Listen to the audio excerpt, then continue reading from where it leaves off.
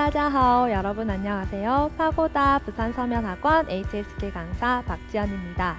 자, 9월 11일 HSK 시험이 코앞으로 다가왔는데 여러분들 어떻게 방학 동안 준비는 잘 하셨나요? 여러분들의 막판 스퍼트를 위해서 제가 4급 쓰기 영역 적중 특강을 준비해 보았는데요. 먼저 동사수러문, 형용사수러문과 같은 기본 어순에 관한 문제, 그리고 모르면 틀리는 부사의 예외적 위치에 관한 문제, 그리고 시험에 빠짐없이 등장하는 전치사 특수구문에 관한 문제, 요렇게 세 가지 포인트로 준비를 해보았는데요. 자, 먼저 우리 중국어의 기본 어순은 어떻게 되어 있나요? 그죠? 주어, 그리고 수러, 그리고 목적어라는 거 다들 잘 알고 계시죠? 자, 우리 이 어순 배열 문제, 쓰기 영역의 제1부분이죠. 어순 배열 문제를 푸실 때는 반드시 뭐부터 찾아야 된다? 그죠? 수러부터 먼저 찾으셔야 돼요. 수러를 찾아야지 주어가 뭔지 혹은 목적어를 가지는지 가지지 않는지를 알 수가 있기 때문이죠. 그죠? 그래서 만약에 수러를 찾으셨다. 근데 수러가 동사였다면 반드시 뭐부터 찾으셔야 된다? 주어보다는 뭐부터? 그죠? 짝꿍, 호응하는 목적어부터 먼저 찾으셔야 됩니다. 아시겠죠? 그래서 동사와 목적어 호응 구조는 반드시 세트로 외워주시는 게 좋은데요. 제가 시험에 자주 출제가 되었던 단어들을 이렇게 한번 정리를 해보았는데요. 같이 한번 살펴보도록 하겠습니다. 자, 먼저 디공이라고 한다면 디공은 무슨 뜻인가요? 그죠? 제공하다라는 동사가 되겠고요. 이 동사 수러를 찾으셨다면 목적어로는 어떤 애들이 많이 나왔다? 자, 服务 하시면은 뭐가 되나요? 그죠? 서비스라는 뜻이 되겠어요. 그래서 提供服务 하시면은 서비스를 제공하다라는 뜻이 되겠고요. 그 다음에 提供方便 해서 方便은 무슨 뜻이 되나요? 그죠? 편리함이라는 뜻도 있어요. 그래서 편리함을 제공한다. 그리고 机会 하면은 기회라고 해서 기회를 제공한다라는 이런 단어들과 많이 호응 관계를 이루는 提供, 제공하다라는 동사였고요. 이어서 符合 하면은 무슨 뜻이 되나요?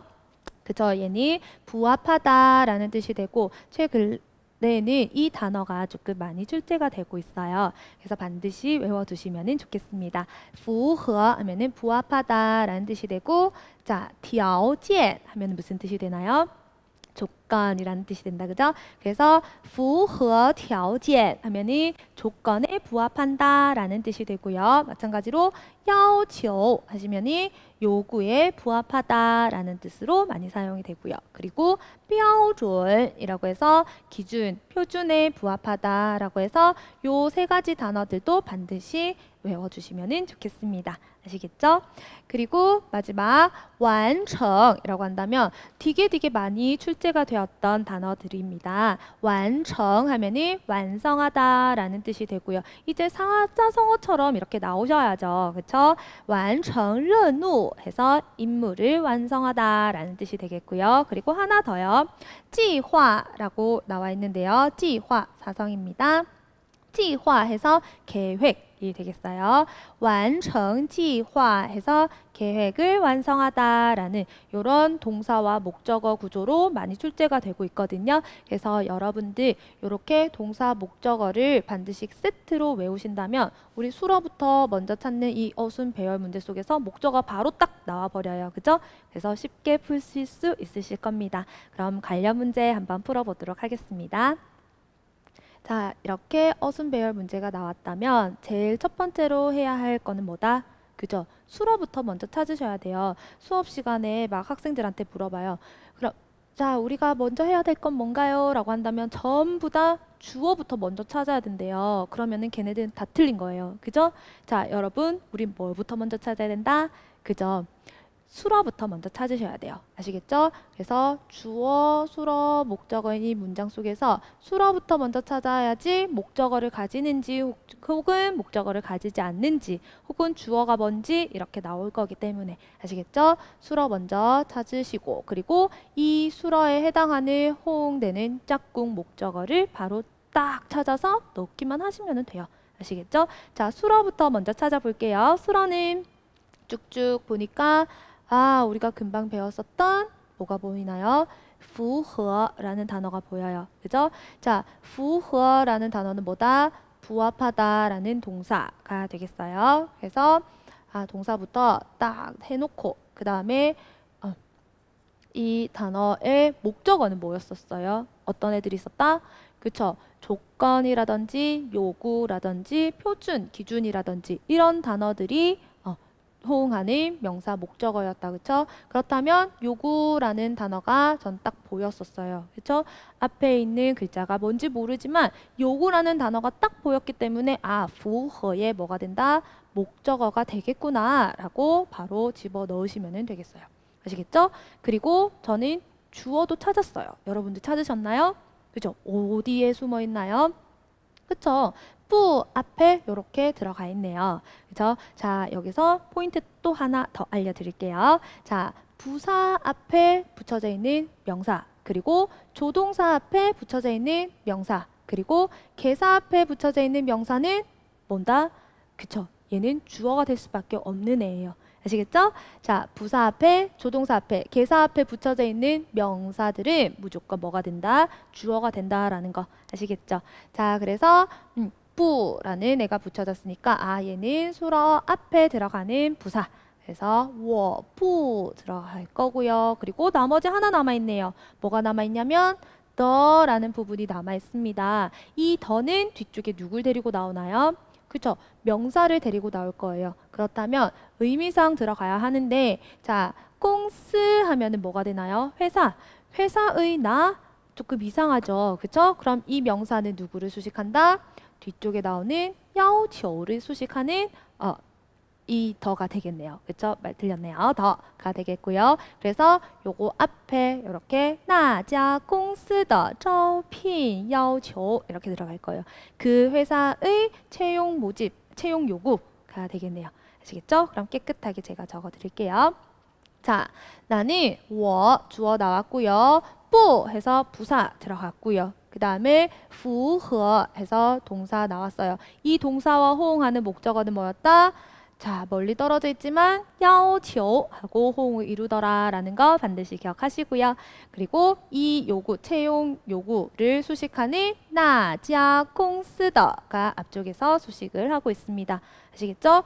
요 단어를 모른다 했을지라도 우리는 동사와 그리고 목적어의 호응 관계 때문에 바로 풀 수 있었어요. 아시겠죠? 이만큼 동사와 목적어의 호응 관계는 반드시 중요하고 외우셔야 돼요. 아시겠죠? 꼭 아까 앞에 세 가지라도 반드시 시험장 가기 전에 외우시고 가시면 좋겠습니다. 아시겠죠? 자, 이어서 우리 동사가 수러가 되는 문장도 있지만 중국어에서는 형용사가 수러가 되기도 해요. 그죠? 그래서 우리 형용사 수러문에 대해서 한번 보도록 할 텐데 형용사 수러문들은 혼자 맨몸으로는 수러가 될 수는 없어요. 그죠? 선생님은 바쁩니다 라는 문장을 또 수업 시간에 만들어 봐 라고 한다면 우리 학생들은 또 어떻게 만드냐면 老师忙 이렇게 만들어요. 자, 老师忙 이라면 얘는 틀렸죠. 때에 따라서는 맞을 수도 있지만 지금 선생님에 대한 상태를 서술하고자 한다면 이 문장은 틀렸어요. 그죠? 왜 틀렸을까? 그죠? 대본에 우리 학생 여러분들은 바로 아실 수 있으실 거예요. 왜냐면 위에 적혀져 있으니까요. 형용사가 수러가 될 때는 반드시 누구랑 같이 나와야 된다? 헌과 같은 정도 부사들과 같이 나와야 된다라는 거 아시겠죠? 형용사 수러들은 절대 맨몸으로는 수러가 될 수는 없어요. 그래서 누구랑 같이 나온다? 정도 부사들과 함께 나온다라는 거. 즉 문제 속에서 정도 부사가 보인다면 이 문제 속에서는 뭐가 있다? 형용사가 있다라는 거예요. 아시겠죠? 그 형용사가 수러가 될 수도 있겠구나 라고 생각을 하시고 아시겠죠? 형용사 수러문들의 특징들 천천히 살펴보시면 좋을 것 같습니다. 자, 그렇다면 이어서 4급에서 자주 출제가 되는 정도 부사들, 반드시 외워야 되는 정도 부사들 한번 살펴보도록 하겠습니다. 자, 첫 번째 나오는 애는 헌. 자, 얘는 정도가 있다면 얘는 정도의 차등을 나타내는 애잖아요. 그죠? 그래서 헌이라는 것들은 뭐 정도가 있다면 얘는 한 중간 정도가 헌이 돼요. 얘를 기준으로 모든 것들이 이루어져요. 아시겠죠? 자, 헌은 매우라고 해석이 되지만 안 될 때도 있고요. 그 다음에 밑에 거非常 매우라고 해석이 되는 애죠. 얘는 헌을 기준으로 위쪽에 들어가는 애예요. 알겠죠? 헌보다는 정도가 조금 더 깊다라는 거예요. 아시겠죠? 매우라고 해석이 되고요. 그 다음에 타이 역시 헌보다는 조금 더 정도가 깊은 상태. 그리고 타이는 문장 끝에 누구를 대동하기도 한다? 러를 대동하기도 한다라는 거 아시겠죠? 세트로 또 외워주시고요. 그 다음에 대응 하면은 뭐가 돼요? 꽤, 매우, 제법이라는 뜻으로서 얘 역시도 뒤에 누구를 데리고 나오나요?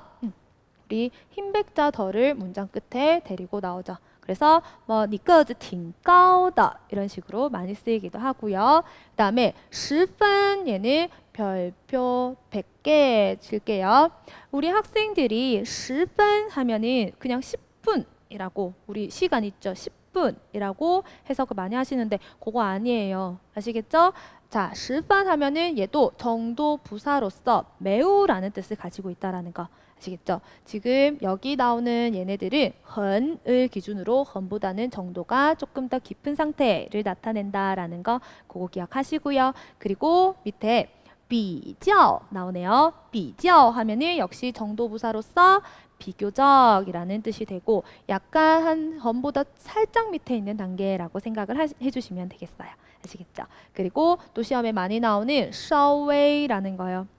요 부사도 중요하니까 이것도 외워주시고요. 稍微 하면은 조금, 약간이라는 뜻이 되고요. 마찬가지로 有点 역시 조금, 약간 정도가 한 헌보다는 낮다라는, 얕다라는 뜻이 되겠어요. 아시겠죠?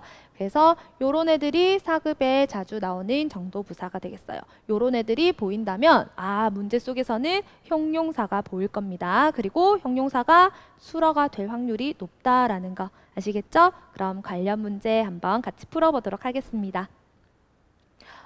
첫 번째 딱 보니까 뭐가 보이나요? 그죠? 比较라는 뭐가 보인다? 정도 부사가 보인다라는 거. 정도 부사가 보인다면 형용사도 있다라고 위에 딱 적어놨어요. 그쵸? 자, 형용사 한번 찾아보도록 하겠습니다. 이 글자는 더가 보이기 때문에 형용사가 아닐 거고요. 그 다음에 性格 하면 뭐가 되나요? 성격 해서 그대로 우리말이랑 비슷하죠? 성격이라는 뜻이 되겠습니다. 아시겠죠? 얘는 명사겠군요. 성격이라는. 그 다음에 얘가 뭐다?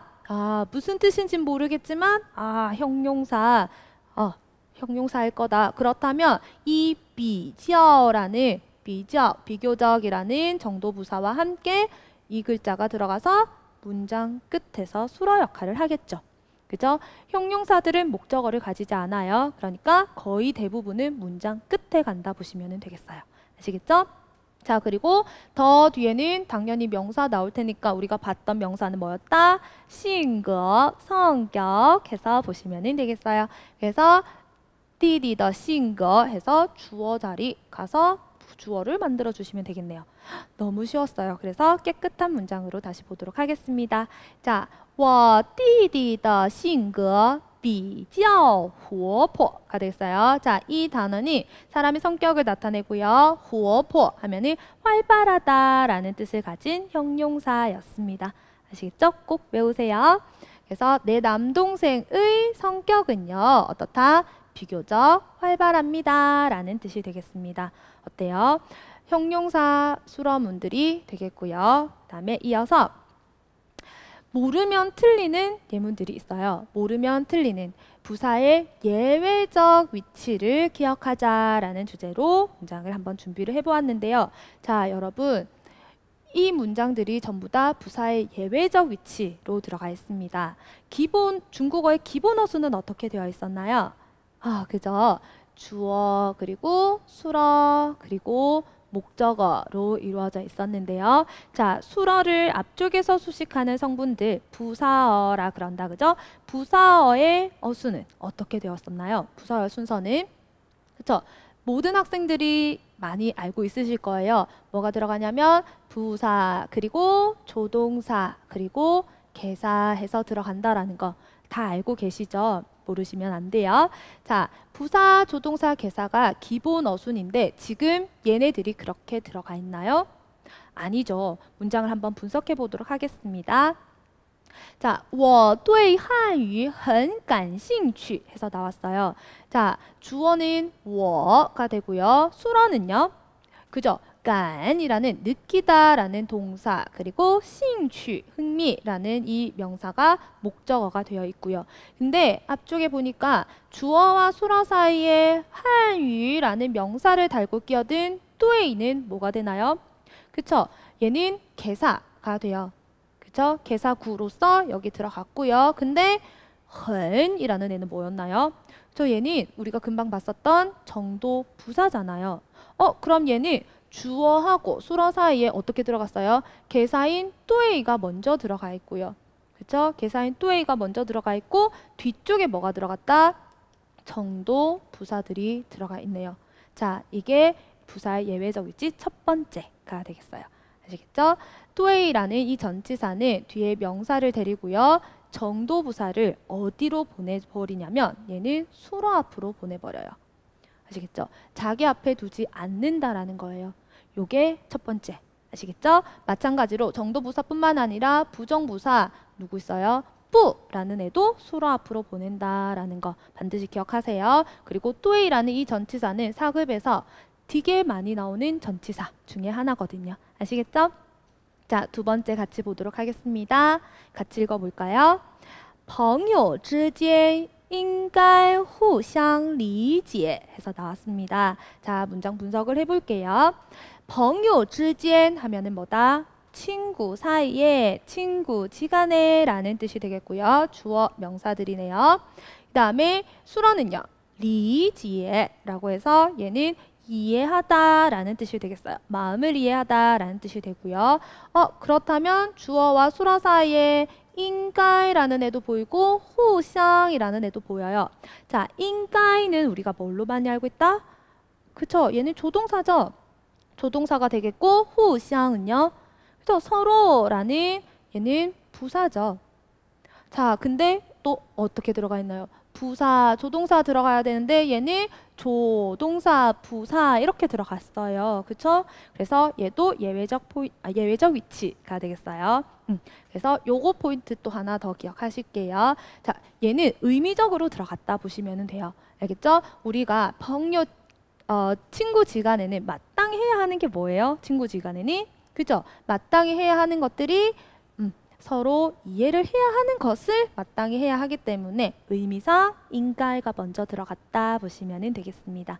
아시겠어요? 그래서 우리 이런 인가와 같은 당위를 나타내는 조동사들이 있습니다. 그게 뭐냐면 인가라든지 혹은 네이라든지 혹은 뭐 야어라든지 이런 애들 그리고 간혹 가다가 한 번씩 나오던데요. 넝이라는 조동사들 역시 그쵸?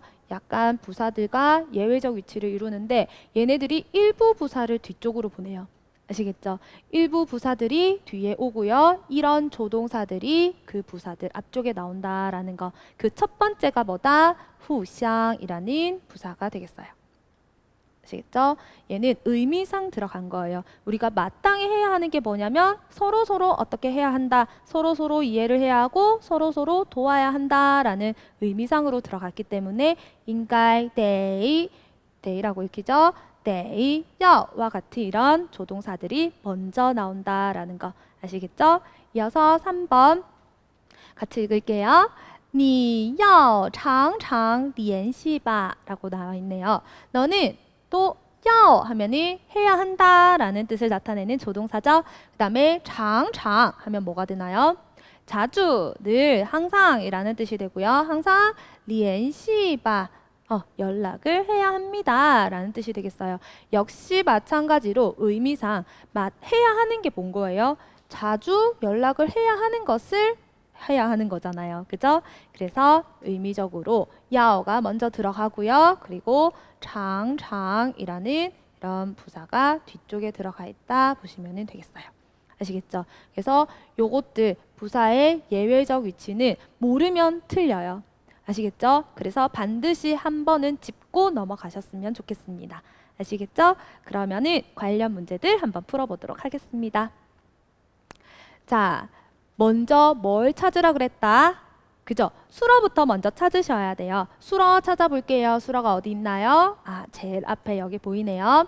자, 손수변이 들어가 있는 이 글자는요. 거의 대부분 동사의 확률이 높다라고 했습니다. 아시겠죠? 그래서 따,电话가 수러가 되고 얘는 电话라는 목적어까지 달고 있네요. 그죠? 그리고 이 손수변이 들어가 있는 동사들의 주어는 대부분 사람이 돼요. 아시겠어요?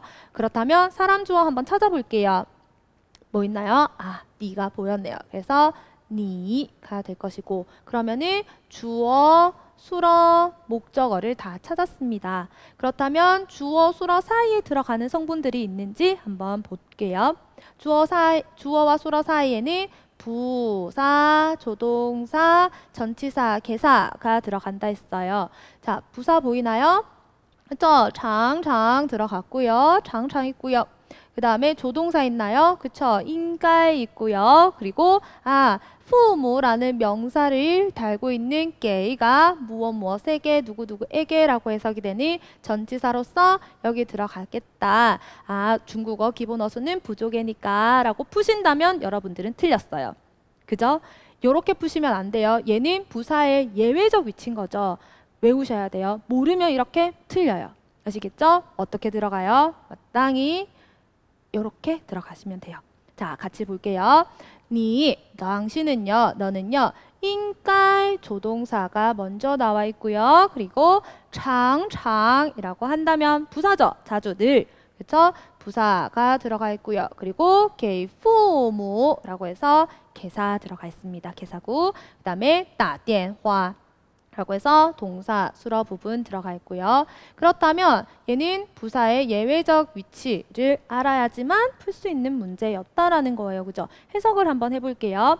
당신은 마땅히 해야 합니다. 마땅히 해야 하는 게 뭔 거예요? 그렇죠? 자주 부모님께 전화를 드려야 합니다. 라는 거. 그렇죠?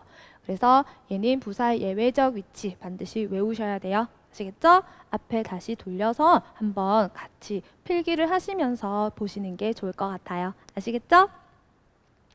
자, 마지막으로 우리 시험에 한 번도 빠짐없이 나왔던 전치사 특수구문들이 있어요. 맞자문, 빼이자문 여러분들 많이 들어보셨죠? 그렇죠? 얘네들은 단 한 번도 빠짐없이 나왔기 때문에 한 번 더 키포인트만 집어드리도록 하겠습니다. 먼저 맞자문의 기본 어수는요. 뭐 받자문, 빼이자문 이렇게 한다고 해서 전혀 어려운 거 아니에요. 얘네들은 그냥 전치사라고 생각을 하시면 돼요. 전치사라는 게 뭔가요?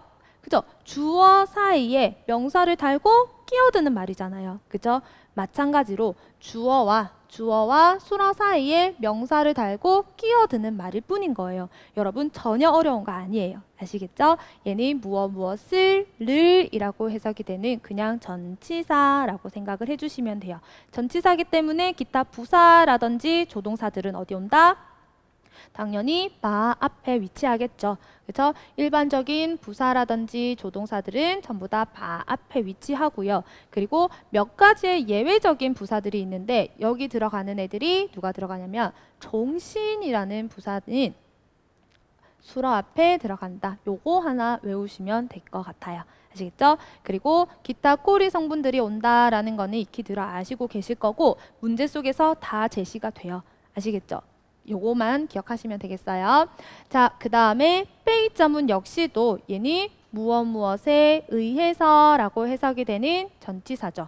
그렇죠? 물결을 달고 나오는 것들은 전부 다 전치사라고 생각을 해주시면 돼요.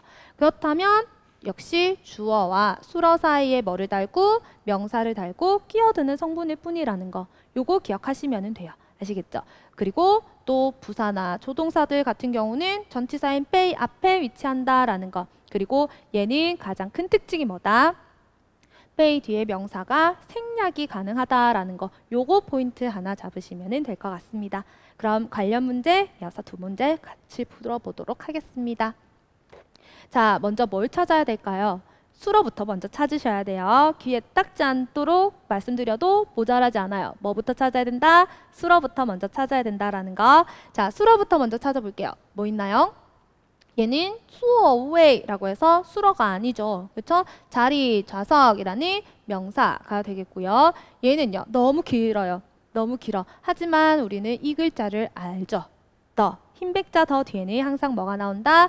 아, 얘도 명사겠구나 라고 기억하시고요. 그리고 랑게이 나왔어요.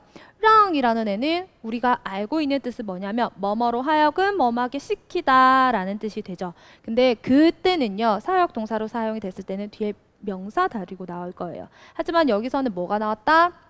게이라는 전치사가 나왔네요. 자, 얘는 뜻이 하나 더 있는데 무슨 뜻이 되냐면 양보하다라는 뜻이 돼요. 동사로서 양보하다라는 뜻이 되고, 뒤쪽에 동사 뒤에 붙여져 있는 이 게이는 뭐가 된다? 많이 들어보셨죠? 전치사성 결과보어가 되겠어요. 아시겠죠? 전치사성 결과보어가 되어서 뭐의 성격? 전치사의 성격을 딴 결과보어라는 거죠. 자, 전치사는 무슨 성격? 명사 앞에 놓이는 성격. 그죠? 항상 혼자 들어가지 않고 뒤에 명사를 달고 들어간다라는 거. 근데 개인은 누구랑 많이 어울려요? 그죠? 사람 명사와 같이 많이 어울려서 사용이 되네요. 사람 명사가 있었었나요? 한번 보시고요. 자, 그럼 수러 찾았어요. 그죠? 랑이라는 수러 찾았고요. 그러면이 랑게이 나왔습니다. 뒤쪽에 사람 명사 찾아볼게요. 명사는 두 가지밖에 없었죠. 그쵸? 명사는 두 가지. 자, 자리, 좌석. 그리고 얘는 앞에 글자가 뭔지 모른다 할지라도 뒤쪽에 나와 있는 얘는 알죠. 손님, 객자. 그쵸? 손님이란 뜻이네요. 손님은 사람이죠. 그쵸? 자, 사람이라면 여기 뒤에 들어가겠네요. 되게 많이 길어요. 그쵸? 손님이라는 글자가 여기 들어갈 것이고, 그리고 랑이라는 수어를 찾았으니까 랑 앞에 들어갈 수 있는 애들 보이죠? 자, 마는 뭐다? 전치사로서 무엇을 를 이라고 해석이 되는 애죠. 그렇죠? 당연히 수어 앞쪽에 쓰일 거예요. 그래서 지응, 마 들어갈 것이고, 전치사기 때문에 당연히 혼자 들어갈 수는 없어요. 그렇죠? 누구랑 같이 들어간다? 명사랑 같이 들어가서 이렇게 문장이 만들어지겠네요. 깨끗한 문장으로 다시 볼게요. 자, 먼저 징이라는 글자는 거의 대부분은 문장 제일 앞에 와요. 어차피 요청을 하는 거잖아요. 그죠? 요청을 하는 대상은 어차피 저일 거예요. 나일 거예요. 그래서 보통 워라는 주어를 생략하고 많이 쓰는 거고, 문장 제일 앞에 많이 온다 보시면 되겠고요. 마 하면은요, 무엇을 를 이라고 해석이 되는 전치사. 뒤에 座位라는 명사를 데리고 나왔어요. 자리를, 좌석을 이라고 해석이 됐고요. 랑, 양보를 하세요. 양보를 하는데 그 결과를 누구에게? 뒤쪽에 나오는 이 탑승객에게. 그쵸? 需要帮助的乘客라고 한다면 도움이 필요한 乘客는 승객이 되겠어요. 아시겠죠? 그래서 도움이 필요한 승객에게 양보를 하세요 라는 뜻이 되겠네요. 그쵸? 어렵지 않아요. 마는 그냥 뭐라고 생각하시면 된다? 전치사. 전치사는 주어와 수어 사이에 끼어드는 성분, 명사를 달고 끼어드는 성분이라고 생각을 해주시면 돼요. 이어서 빼이자문 같이 풀어보도록 할게요. 얘는 수어 찾았어요. 수어 어디 있습니까? 그죠? 러 달고 있는 애가 수어일 거예요. 그죠? 그래서 간동러 해서 들어갔고요. 간동러. 그 다음에 수어를 찾았다면 수어 앞에 들어갈 수 있는 여러 가지 성분들이 있죠. 지금 부사도 보이고요. 그리고 빼이라는 무엇에 의해서 라고 해석이 되는 전치사도 보이네요. 자, 앞쪽에 모두 쓸게요. 또 나와 있고, 그리고 빼이가 들어가는데, 자, 얘는 주어에 힌트를 줬어요. 뭘 줬나요? 또라는 부사는 我都, 你都 이렇게 쓰나요? 그쵸? 그렇게 쓰지 않죠. 항상 我们都, 他们都 해서 복수명사 뒤에 오는 게 이 또라는 부사가 돼요. 그럼 복수명사 한번 찾아볼게요. 복수명사는 어디 있어요? 그쵸? 여기 있네요. 사람이 몇 명? 세 사람이나 있으니까 한 사람, 두 사람, 세 사람, 세 사람이 있으니까 얘는 복수인 거예요. 아시겠죠? 자, 그래서 관종이라는 이 단어가 주어로서 들어가는 거고요. 그리고 빼이는 당연히 뒤쪽에 뭘 데리고 나온다? 명사 데리고 나와야죠. 전치사니까. 그죠? 명사는 어디 있어요? 여기 있네요. 나로 시작이 되고, 나 뒤에 한 글자는 뭐가 돼요? 양사가 돼요. 아시겠죠? 양사가 되겠고, 뒤쪽에 나오는 애가 명사 덩어리가 되어서 어디 들어간다? 被 뒤쪽에 들어갈 거예요. 아시겠어요? 깔끔한 문장으로 같이 볼게요. 자, 관종 하면은 뭐예요? 관중이라는 뜻이 되고요. 관중은요, 모두 被 무엇에 의해서라는 전치사, 그리고 那部爱情电影 하면은 뭔가요? 그 로맨스 영화가 되겠어요. 아시겠죠? 그 爱情电影 애정 영화잖아요. 로맨스 영화에 의해서 모두 어떻게 되어졌다? 감동을 당했다라고 해석을 하시면 되겠어요. 아시겠죠? 그래서 페이자문이나 바자문 역시 어려운 애들이 아니고요. 그냥 전치사라고 생각을 해주시면 돼요. 그죠? 주어와 수어 사이에 끼어드는 전치사. 아시겠죠? 자, 여러분 어떠셨나요? 제가 준비한 적중 특강은 여기까지고요. 자, 모두들 시험 성공적으로 좋은 성적 얻으시길 바라겠습니다. 자, 大家辛苦了，再见。